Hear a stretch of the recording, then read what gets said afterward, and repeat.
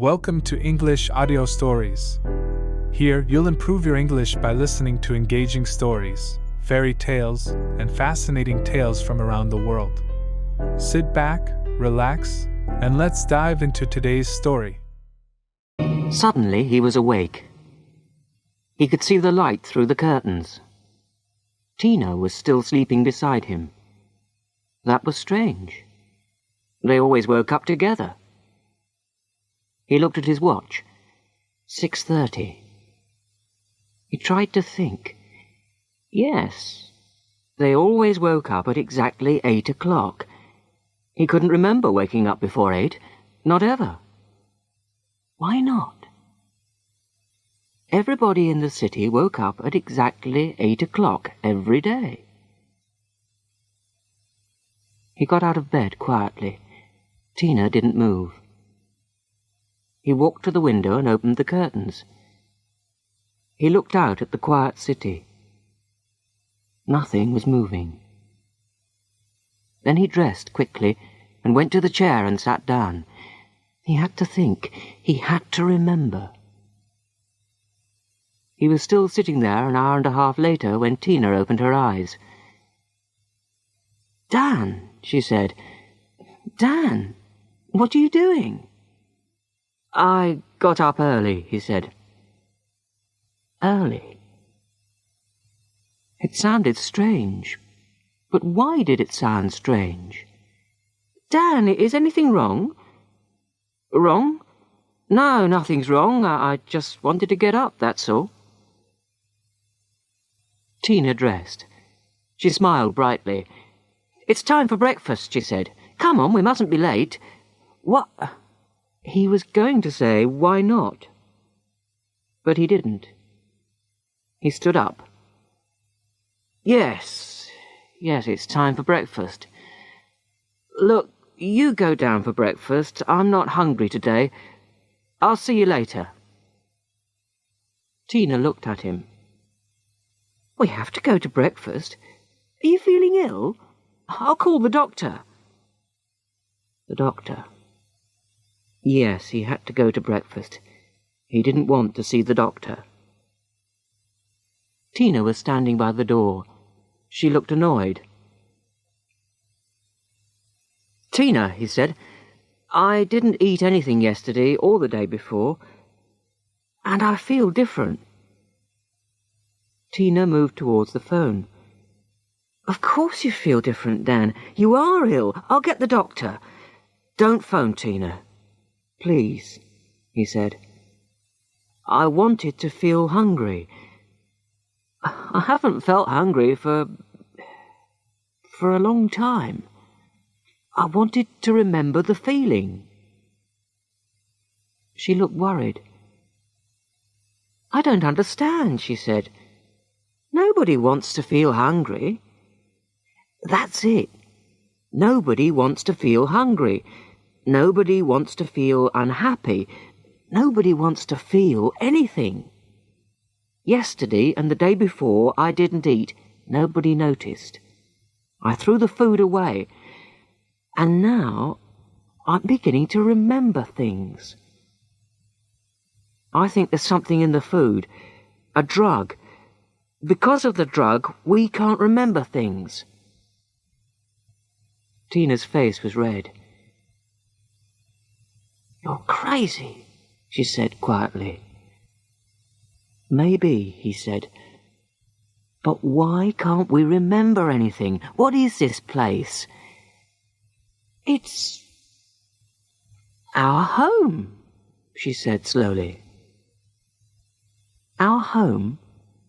When did we come here?" I don't know, Dan. Is it important?" "Where were we before we came here?" He shook her arm angrily. "Why did we come here?" We... Oh, Dan, I can't remember. Don't worry about it. Look, don't be silly. We're going to be very busy today. First, there's the pottery class. You'll be able to finish making that bowl. Then we're going to go swimming, then lunch. Then we can lie beside the swimming pool before tennis. Then there's dinner. Then we can watch the new videos in the video room, have a drink and go to bed. We'll be exhausted. Exhausted? At 8 o'clock? Well, yes. That's bedtime. We need 12 hours sleep a night. Everybody says that. Tina, how long have we been here? I don't know, Dan. We call this place home. Don't you remember? We used to call it a holiday. We used to call this our hotel room. Now we call it home. I don't remember that. That's stupid. No, it isn't, Tina. I remembered this morning when I woke up early. Perhaps you didn't wake up, Dan. Perhaps you had a dream. A strange dream, that's all. But I did wake up, Tina. You saw me. I was sitting in that chair with all my clothes on. I'm not sure. Were you? I can't remember now. She smiled at him. Come on, the sun's shining. It's another beautiful day. Let's go and have breakfast. She opened the door. Dan looked at her for a moment. You've forgotten our conversation, haven't you? He said. You've forgotten it already. Dan followed her into the corridor. He looked at the rows of doors on both sides. They were all the same. They walked along to the lift. Tina pushed the button and the doors opened. Morning, Tina. Morning, Dan. Russell, the sports organiser, was already in the lift. He smiled. I hope you're both ready for the tennis match, he said. We're playing level 14 this afternoon. They've got some good players. Tina laughed. Level 5, she sang. Level 5 is really alive. It was their team song. The lift went down to the restaurant level. They joined the long line of people. They were all waiting for breakfast. Dan looked around. Everyone was wearing shorts and T-shirts, the men and the women. Dan looked down at his T-shirt. It was light blue, the level 5 colour. His shorts were light blue too. There were different colours for all the levels. The man in front of him was wearing a yellow level 9 T-shirt. Oh, good, said Tina. Cornflakes. I love cornflakes. So do I, said Russell. Dan smiled. Every day breakfast was cornflakes with thin milk. Every day Tina seemed pleased with it. She always seemed pleased with lunch, too, and dinner. Everybody seemed pleased. He thought about the food. Lunch was usually soup and some bread. Dinner was usually soup and some kind of rice. They sometimes had a little meat or fish, but not often. But they were never hungry. Dan took a tray, a bowl of cornflakes, and a vitamin drink. He followed Tina and Russell towards the tables. The restaurant had big windows, and through them you could see the large swimming pool. The families with children all lived on the other side of the pool. On this side there were only people without children. Dan stopped and thought. And none of us ever have children. And the youngest children on the other side are 10 or 11 years old. They used to be younger. He could remember babies. So no children are born here, and the youngest children are 10 or 11. Dan waited for a moment. He put his tray down on an empty table. It was difficult. Thinking was difficult. So maybe that's how long we've been here, 10 or 11 years.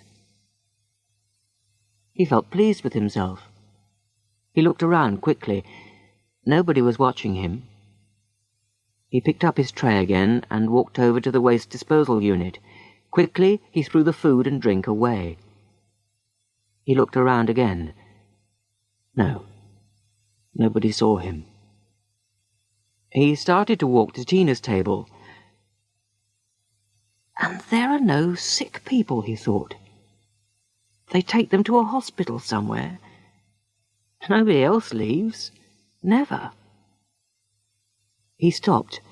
There was Jack. Jack went to hospital. But when? He walked over to Jack's table.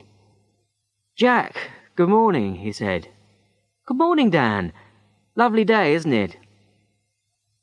"How's your leg, Jack? Is it better?" Jack looked surprised. "My leg? There's nothing wrong with my leg." "Don't you remember, Jack? You hurt your leg. You cut it by the swimming pool. I was with you. You fell on a bottle and it broke and cut you badly. They took you to hospital. You went in a helicopter." Jack stopped eating. He looked worried for a moment. Then he laughed. "I've never been to hospital in my life," he said. "And I've never been in a helicopter. Is this a joke?" Dan looked down. Jack was wearing green level 11 shorts. He could see the long red scar on Jack's leg. He looked at Jack again. Jack was smiling. "Dan, are you all right?" It was Russell. He was standing behind him. "I was just talking to Jack about his leg. He cut his leg when we were at the swimming pool. Look, there's the scar. You remember, Russell? He fell on a bottle. You carried him to the helicopter." Russell wasn't smiling. "Dan, can you come to my office after breakfast? I want to talk to you." Dan looked at Russell carefully. Russell was the sports organizer for Level 5. There were a lot of organizers. They all lived on the highest level of the building, Level 20. There were organizers for sports, pottery, yoga, music, everything. "No, I can't come to your office, Russell. I'm busy." Russell looked surprised. "Busy? What do you mean?" Dan turned and walked quickly out of the restaurant. He walked to the lifts. He got to the lifts, pushed the button, and the door opened immediately. Dan stepped in. Russell was hurrying along the corridor towards him. Dan pushed a button and the doors closed. Dan looked at the buttons. There were 20 levels. He pushed number 20. Sunny Vista City was built on both sides of a deep valley. The swimming pools and sports areas were at the bottom of the valley. The rooms were against the sides of the valley. At both ends of the valley were the offices for the organizers. The city was about 2 kilometers long. Helicopters flew into the city every day. They always landed on the roof of the 20th level. The lift stopped. Dan walked out. The corridor was empty. The rooms were bigger here. There was a bigger distance between the doors. Then he heard a noise. It was a bell. The door of the next lift was opening. Dan stepped back. Russell was coming out of the lift door. "Dan," said Russell, "what are you doing? This is level 20. You shouldn't be here." "Why not?" said Dan. "And why are you following me?" "I must speak to you," said Russell. "It's important." Dan looked at Russell. Russell was looking at the wall next to the lift. There was a red button on the wall. Russell was moving towards the button. Dan stepped between Russell and the button. "Okay," said Dan. "Where shall we talk?" Russell looked worried. We can go to my office. We can talk there. Dan thought for a moment. Russell was bigger than Dan, and stronger too. Dan thought about the sports in Sunny Vista City. Nobody tried to win. Not ever. Why not? He could remember the day before when he played tennis against Russell. Dan tried to win. He wanted to win. Russell was surprised then. Dan smiled. Come on. Let's go to your office. I mustn't be late for the pottery class. I'm making a bowl. A soup bowl. Have you seen it? Russell smiled. No, I haven't. You can show me later. Dan stepped into the lift, and Russell followed him. Russell turned to the row of buttons next to the door. Level 1, he said to himself, and moved his hand towards the button. Dan hit him once, hard on the back of the head. Russell fell to the floor. I knocked him out, thought Dan. I hit him once and knocked him out. Where did I learn that? There were never fights in Sunny Vista City. Nobody was ever angry. Dan looked at the buttons. He pushed the button for level 10. There was nobody on level 10 at this time of the morning. He stepped quickly through the door before it closed. Dan walked along the corridor. There were some stairs at the end. He ran up the stairs. There was a door at the top. He pushed the door and it opened. It wasn't locked. He went through the door and he was on the roof. He looked around. A large helicopter was standing on the roof. Dan stopped and looked at it for a moment. The helicopter was a Westing Type 23. He thought for a moment.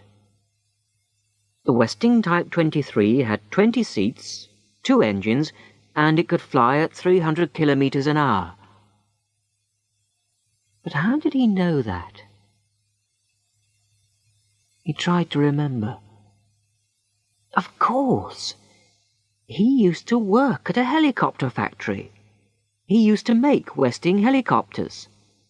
He used to work. But when was that?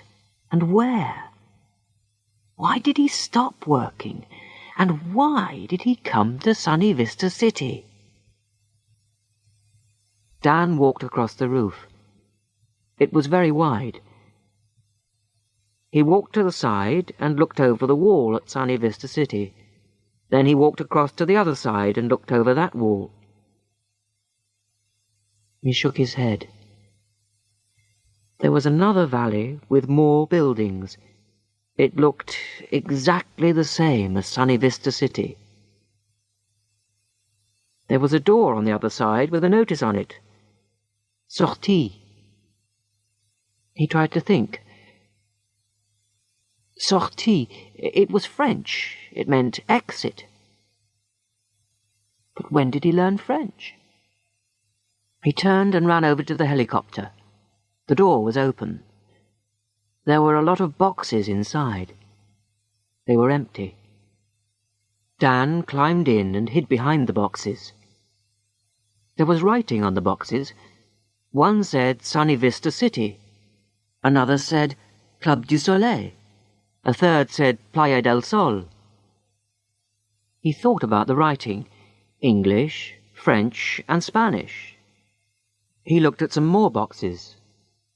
Some were German, some were Italian. One was Portuguese. He sat there for about 10 minutes. Then he heard voices. The door closed. 2 men got into the front of the helicopter. Dan listened. Well, that's it. We've delivered everything to the English and French sections. Yes, we can do the German and Italian sections this afternoon.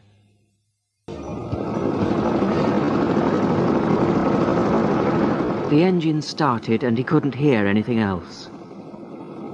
The helicopter took off and climbed slowly into the sky. Dan moved quietly to the window and looked down.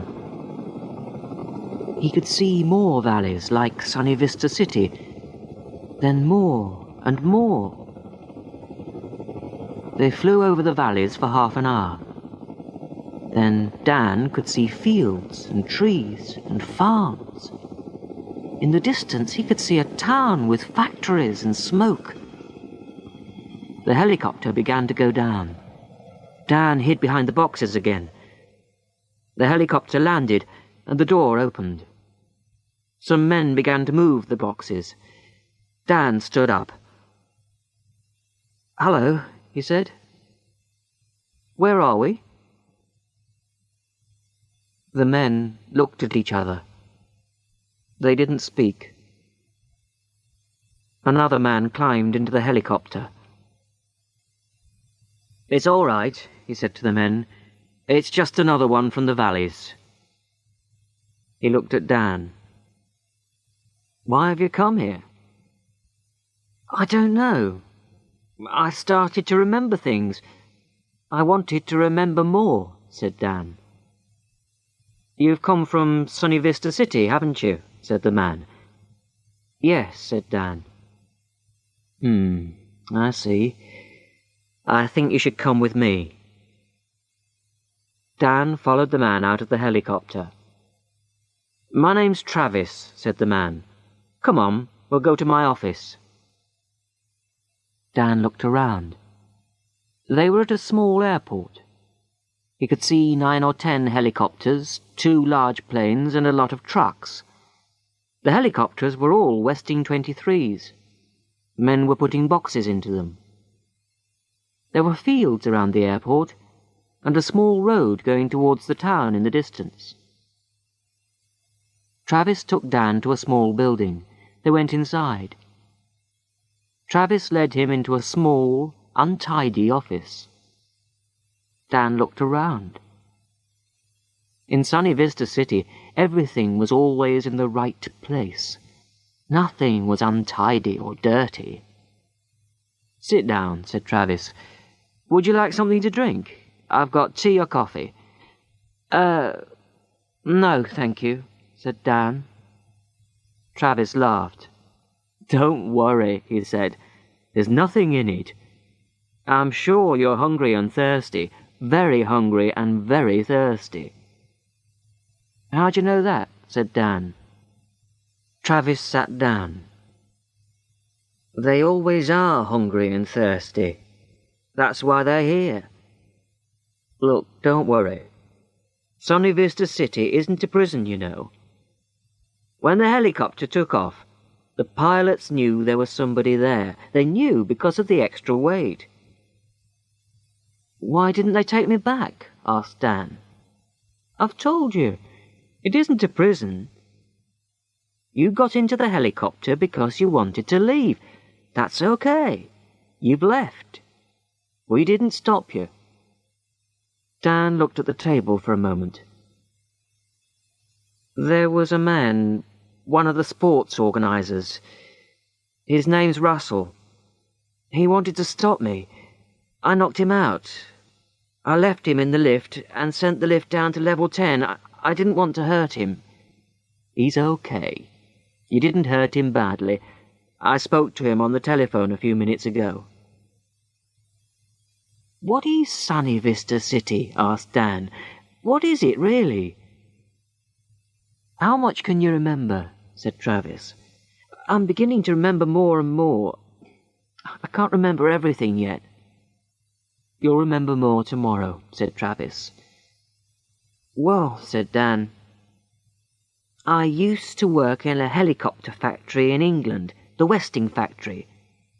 This isn't England, is it?" "No," said Travis, "it isn't." "I lost my job," said Dan. "The factory closed. I was unemployed for a long time. Then I saw an advertisement. It was on television, I think. It was for very cheap 30-day holidays for the unemployed. Very cheap. We left England and flew to Sunny Vista City. I can't remember much since then. But I remember something. I haven't seen or talked about money for years. Travis smiled. Sunny Vista City is one of the oldest towns here. It opened 10 years ago. You haven't seen money for 10 years. But what's happening? Said Dan. Can you remember 10 years ago? There were millions of unemployed people all over the world. There was very little work. Computers were doing everything. There was fighting in the streets, riots, revolutions, hunger. The governments all over the world had a meeting, a secret meeting. They built Sunny Vista City and hundreds of places like it. All of them are in warm, sunny places near the sea. They sent unemployed people on holidays. They give everyone drugs in the food.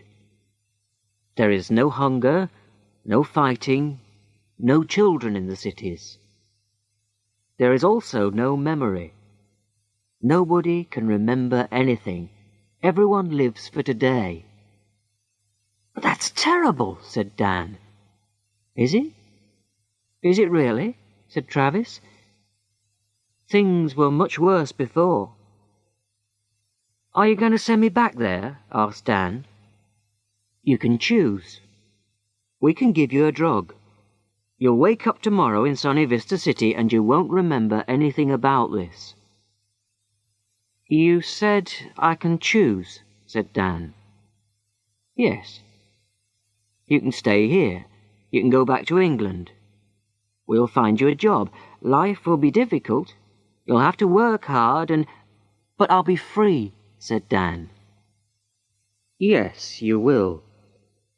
A few people, only 1 or 2%, leave Sunny Vista City and the other cities every year. That isn't a problem. We can find jobs for those people. Most people are happy there. About half of the people that leave choose to go back. I don't believe it, said Dan. You will. Maybe next year you'll want to go back. It's an easy life. But what about now? Are you going back, or are you staying here? Dan sat back in his seat and smiled. I think I'll stay here, he said.